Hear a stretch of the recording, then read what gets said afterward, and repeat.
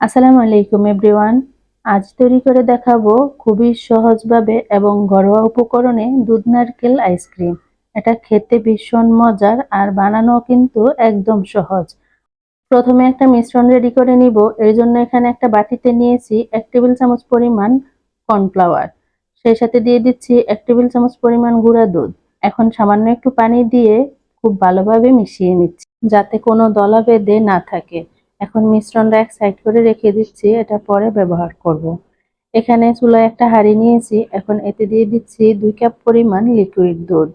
দিয়ে দিচ্ছি half cup পরিমাণ চিনি, তবে চিনিটা টেস্ট অনুযায়ী বাড়িয়ে অথবা কমিয়ে নিতে পারেন।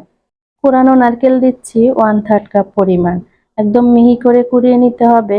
চাইলে এটা ব্লেন্ডারে পানি ছাড়া শুকনো একবার ব্লেন্ড করে নিতে পারেন। এখন একটু নেড়েচেড়ে মিশিয়ে নিচ্ছি।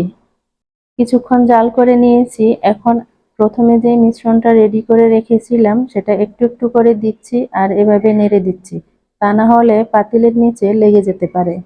এখন অনবরত নেড়েচেড়ে জাল করে নিব। বেশ কিছুক্ষণ জাল করার পর দেখবেন মিশ্রণটা ঘন হতে শুরু করবে। স্যুপ রান্না করার পর যেটুকু ঘনত্ব থাকে এই মিশ্রণটা ঠিক ওই পর্যায়েই নামিয়ে নিব। আইসক্রিম জমানোর জন্য আমি এরকম একটা আইসক্রিমের মোল্ড ব্যবহার করেছি। আপনারা চাইলে যে কোনো মোল্ডে এই আইসক্রিমগুলো জমাতে পারেন। মিশ্রণটা ঢেলে নেওয়ার আগে কিছুটা নারকেল কোড়ানো দিয়ে নিচ্ছি, এতে করে আইসক্রিমটা দেখতেও সুন্দর লাগবে আর খেতেও কিন্তু ভালো লাগবে। এখন এক এক করে সবগুলো মোল্ডে আমি আইসক্রিমের লিকুইডটা ঢেলে নিচ্ছি। মোল্ডে সামান্য একটু ফাঁকা রেখেছি যাতে এই কাঠিটা লাগানোর পরে আইসক্রিমের লিকুইডটা বের হয়ে না আসে। এখন সবগুলো ঢাকনা লাগিয়ে নিচ্ছি। দোকানের আইসক্রিমের মতো লুক আনতে চাইলে এভাবে একটু ফয়েল পেপার দিয়ে তারপর বাজারে যেই কাঠিগুলি পাওয়া যায় সেগুলো ব্যবহার করতে পারেন। আর না হয় এই মোল্ডের ঢাকনা থেকে কাঠি খুলে এটাও ব্যবহার করতে পারেন। এখন এটা জমানোর জন্য ডিপ ফ্রিজে রেখে দিব 8 থেকে 10 ঘন্টা। এই তো সারা রাত ডিপে রেখে পরের দিন বের করে নিয়েছি। এখন আইসক্রিমগুলো মোল্ড আউট করব। ফ্রিজ থেকে কিছুক্ষণ নামিয়ে রাখলেই খুব সহজেই মোল্ড থেকে আইসক্রিমগুলো বের হয়ে আসবে। যদি না আসে সামান্য একটু নর্মাল পানি ঢেলে দিলে খুব সহজেই চলে আসবে।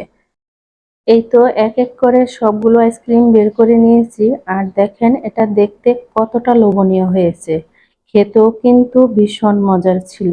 যারা এখনো তৈরি করেননি একবার হলেও বাসায় তৈরি করে দেখবেন। আশা করছি ভালো লাগবে। রেসিপি ভালো লাগলে লাইক, কমেন্ট, শেয়ার করে আমার পেজের সাথেই থাকবেন। চাইলে আমার ইউটিউব চ্যানেলটি সাবস্ক্রাইব করে রাখতে পারেন। ভালো থাকবেন সবাই। আল্লাহ হাফেজ। আসসালামু আলাইকুম।